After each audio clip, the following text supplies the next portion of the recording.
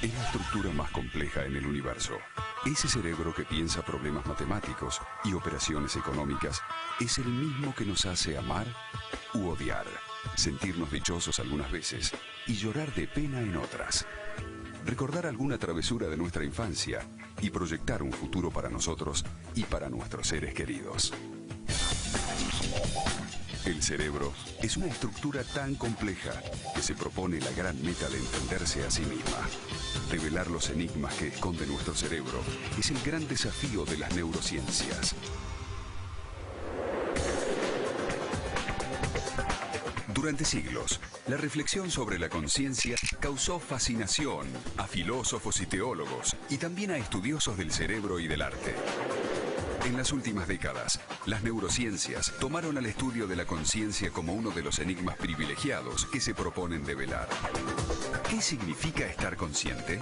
¿Es lo mismo estar consciente que estar despierto? ¿Cuál es la diferencia entre lo consciente y lo no consciente?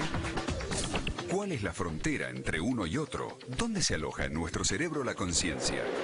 Estas son algunas preguntas que proponemos abordar en el transcurso de este programa para comenzar a entender uno de los elementos distintivos del ser humano, la conciencia.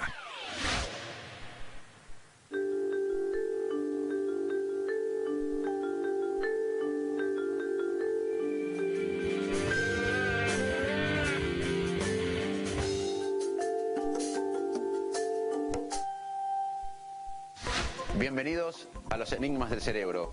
En esta serie viajaremos a través del órgano más complejo del universo, el cerebro humano. Contiene más neuronas que estrellas en la galaxia y es el responsable de todas nuestras acciones, del pensamiento más complejo hasta procesos no conscientes.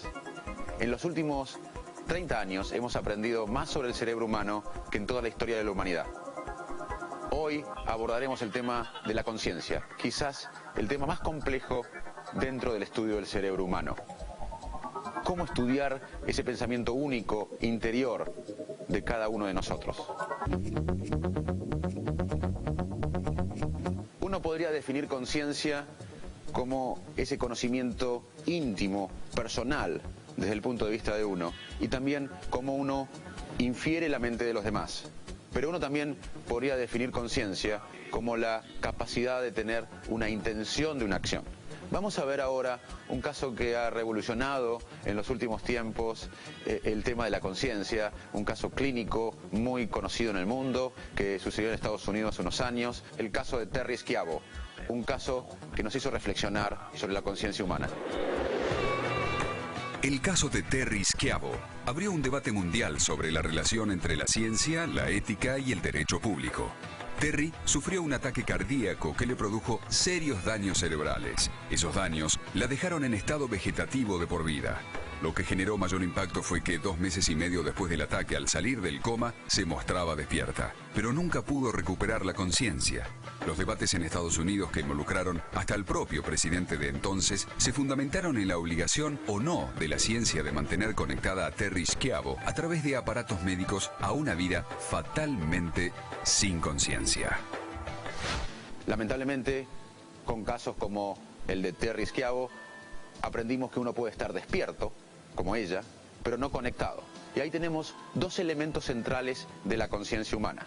Estar despiertos es un aspecto fundamental de la conciencia y estar conectados con el medio, tener intención de una acción, es otro. Estos 2 aspectos de la conciencia, el estar despierto y el estar conectado, tienen áreas críticas del cerebro claves.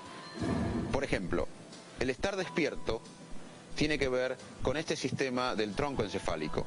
En cambio, la corteza cerebral, la parte nueva del cerebro, es la responsable de estar conectado, del contenido de la conciencia. Pero el estudio de la conciencia es mucho más complejo que el estudio de estar despierto y estar conectado. También implica, por ejemplo, la capacidad del ser humano de estar consciente de uno mismo y de ser consciente de los demás, o de inferir la mente de los demás. Otro aspecto fascinante de la conciencia es qué es consciente y qué no es consciente. Quizás ustedes se sorprenderían al saber que la mayoría de las acciones del cerebro no son conscientes. Imaginen que estamos conversando en la vereda y pasa algo rápido. No sabemos si es un auto, una moto, un camión. No lo percibimos, no sabemos qué es, no tenemos representación de qué era, pero en nuestro cerebro hubo activación. Pero esa activación no llegó a representar la conciencia.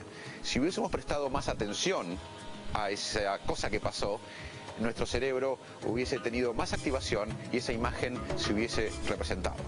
Otra clave del estudio de la conciencia es saber dónde termina lo no consciente y dónde aparece lo consciente. Y quizás, como dijimos, el desafío máximo en el estudio de la conciencia sea analizar ese pensamiento íntimo, único, personal de cada uno de nosotros. Hoy vamos a tener el privilegio de conversar quizás con uno de los máximos investigadores de la mente, el profesor Mike Gazzaniga. Es profesor de neurociencias en Santa Bárbara, en California, en Estados Unidos. Además es el fundador del término neurociencias cognitivas y su libro, Neurociencias Cognitivas, se estudia en todas las universidades del mundo, desde Pekín hasta Harvard hasta Buenos Aires. Es la Biblia del estudio de la mente humana. What is consciousness? The question of what is consciousness is as difficult a question there is in science. What tact we decided to take several years ago was to sort of keep it ill-defined. It was premature to try to define it in a concrete way. But we certainly know what it is phenomenologically, so we started to ask questions. When does it occur? What happens when certain kinds of brain lesions occur? How does it alter consciousness? And by putting these pieces together, begin to understand this thing that ultimately is not understood at all well. Is that when you think about it, when you ask what a gene is, something we think we know, we teach our students, we know what a gene is. Well, actually, continues to be a very debated question. Actually, how you capture what we mean by the transmission of hereditary information through biologic means. The actual mechanisms are very complicated and very much more dynamic. And because of that, geneticists will come together today and still try to articulate what they mean by gene. So it is not surprising that the most difficult concept of all time, consciousness, still it's not easy to define, but there are lots of things we know about it.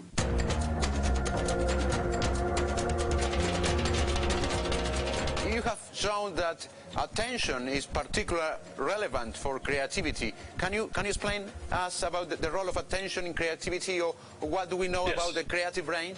The role of attention is exceedingly important, and when we do these studies where we're tracking carefully how much time musicians may be attending to playing the violin or the piano, or how much time someone's learning to paint, actually what we may be doing is training the attentional system. And by training the attentional system to slowly develop a skill, that is the positive effect that it is having on children to be better at cognitively achieving and the like. So it's sort of music grabs hold of the attention system, but it's the attention system that's doing the hard work. So studies done at the University of Oregon show if you just go straight to the attention system, you do games and various little tricks that help train the attentional system, those children too show a marked benefit in having that kind of experience. What are the top challenges for neuroscience today? What are the most interesting topic in neuroscience today, in your opinion? Well, I think it's the question that you started with, that how are we going to learn a vocabulary that really teaches us how a process that has to go forward if we're going to deeply understand these gaps between various layers of activity between cells and our cognitive states. What is that? How do we articulate it? How do we study it? That's really the challenge for the future.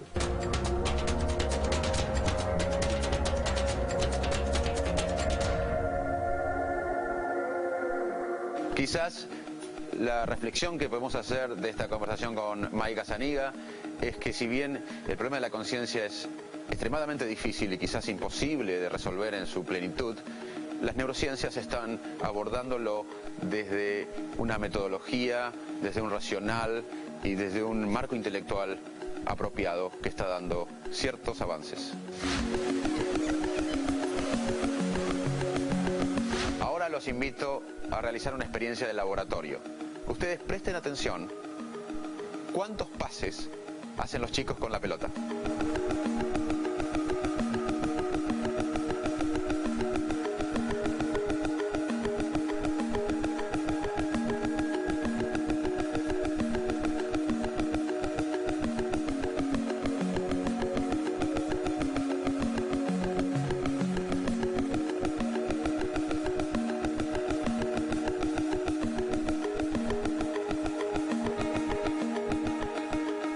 En el próximo bloque develamos este y otros enigmas del cerebro humano.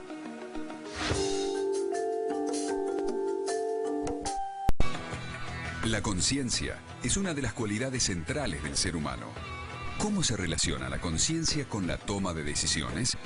¿Necesitamos estar conscientes para incorporar nueva información? ¿Cómo es que logramos ser conscientes de nuestra propia conciencia? Estos son algunos de los enigmas de nuestro cerebro que las neurociencias se proponen revelar. Continuamos con los enigmas del cerebro. En este programa estamos estudiando la conciencia, quizás el dilema más complejo sobre el cerebro humano. En los próximos programas vamos a evaluar temas fascinantes como la inteligencia, la creatividad, cómo se desarrolla el cerebro y otros temas que quizás ustedes pueden sugerir.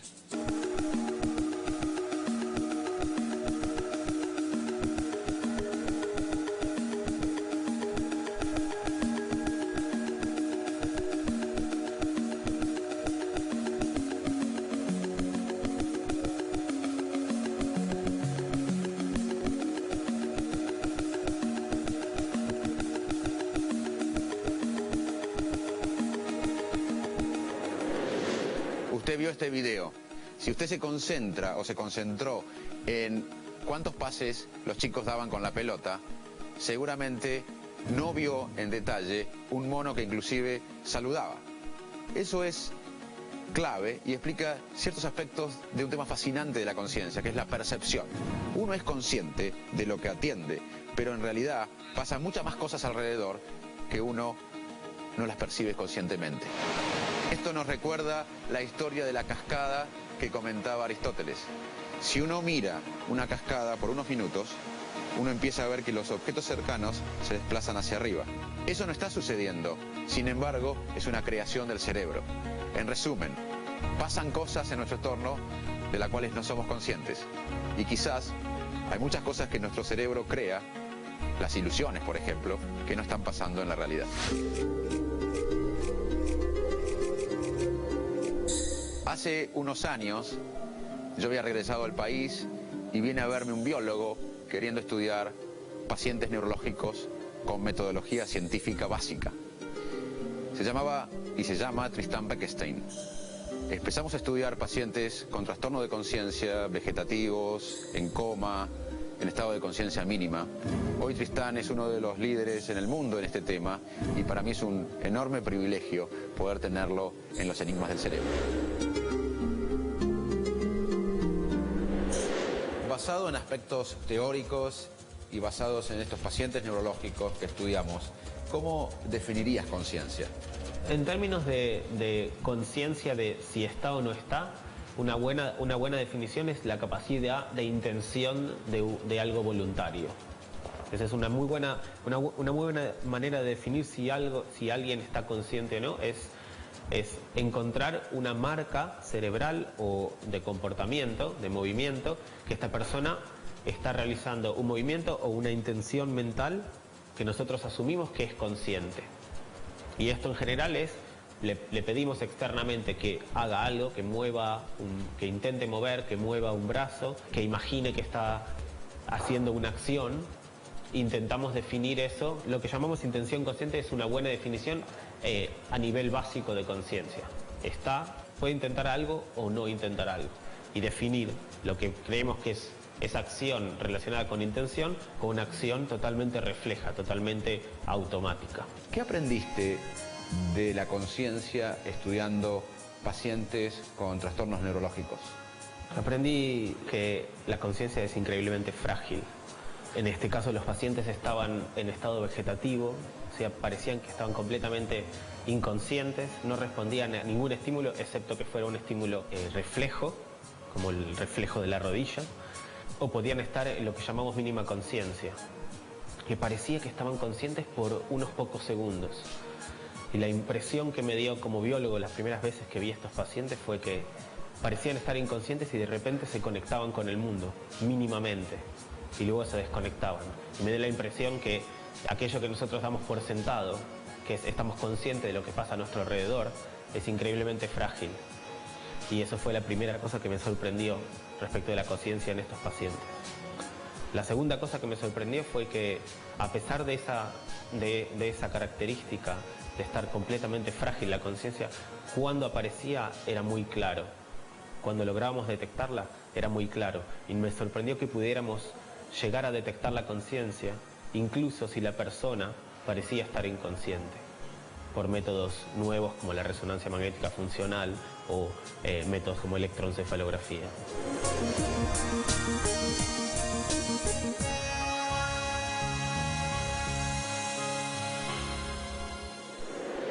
Dijimos que hay dos aspectos críticos en la conciencia. Uno es estar despierto y otro es estar conectado con el medio. Vamos a ver en estos gráficos cómo estos dos aspectos están representados en diferentes estados de conciencia. Cuando uno está normal, con la conciencia normal, estamos despiertos y estamos conectados con el medio. En este nuevo gráfico vemos a alguien en coma.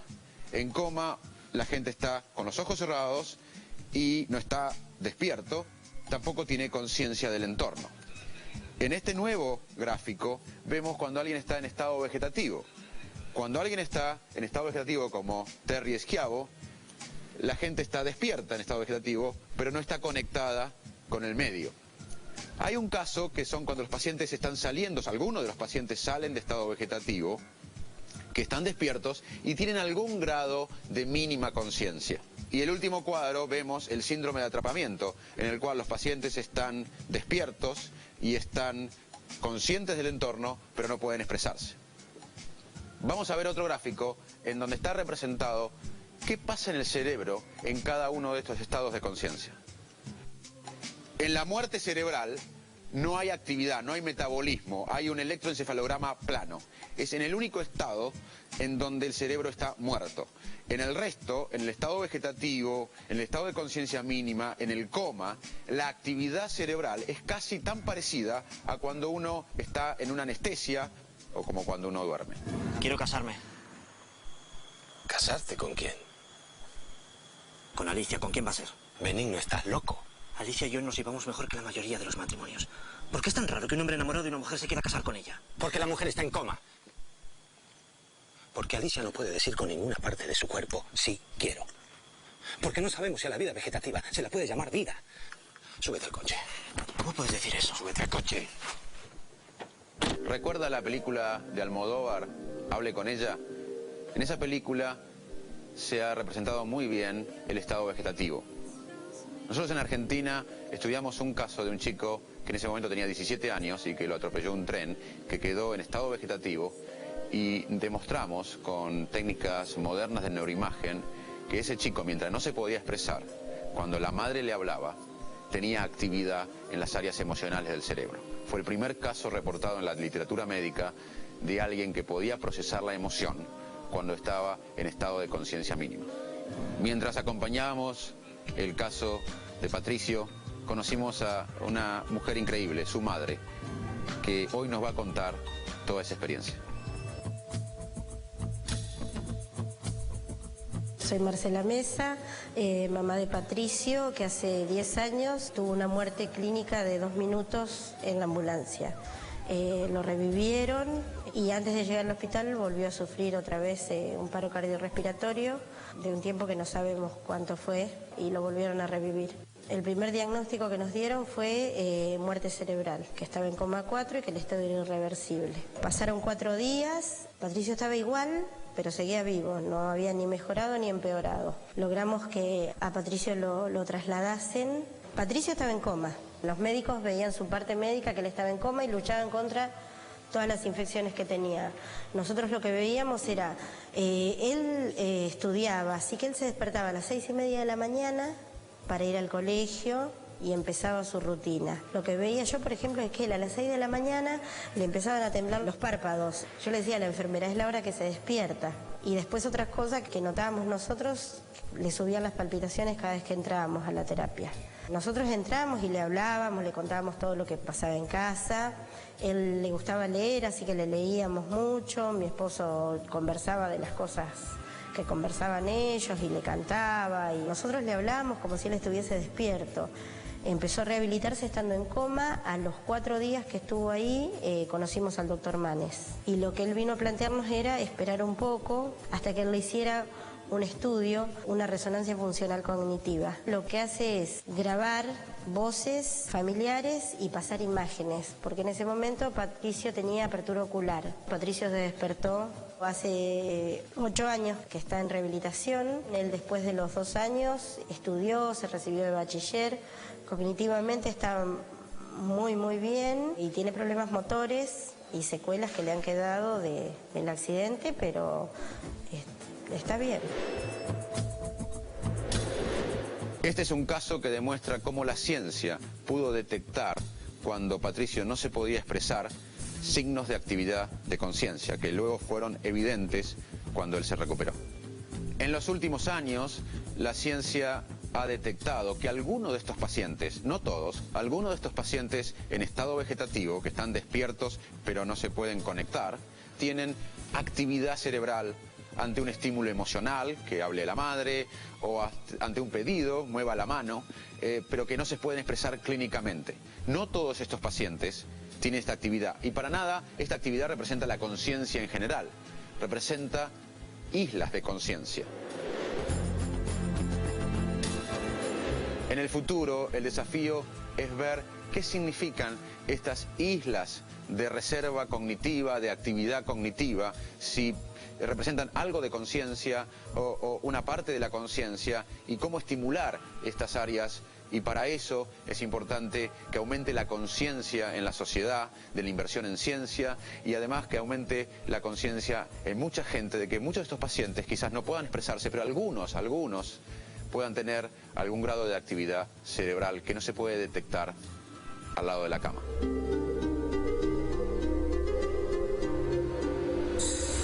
¿Cuáles son las conclusiones del programa de hoy? Bueno, primero, que la conciencia es el tópico más difícil en el estudio del cerebro humano. Segundo, que hay 2 aspectos de la conciencia. Uno es estar despierto y otro es estar consciente del entorno, conectado. Pero también conciencia es inferir la mente del otro, es inferir que tenemos propia conciencia, y también es ese pensamiento único, subjetivo, personal de cada uno de nosotros. ¿Cuándo empezamos a tener conciencia? Bueno, hay un debate, pero entre los 7 meses y 2 años ya los bebés pueden tener algunos atisbos de conciencia. El estudio de los pacientes neurológicos con trastorno de conciencia, como pacientes con estado vegetativo o pacientes con estado de conciencia mínima, nos están enseñando que quizás algunos de ellos, no todos, pero algunos de ellos quizás tengan, aunque no puedan expresarlo, alguna reserva cognitiva o islas de actividad intelectual en el cerebro, de las cuales todavía no sabemos mucho. En el próximo programa estudiaremos el cerebro social. Estudiaremos una de las características que hacen especial al cerebro humano, su relación con los demás. Muchas gracias por acompañarnos y nos vemos la próxima semana.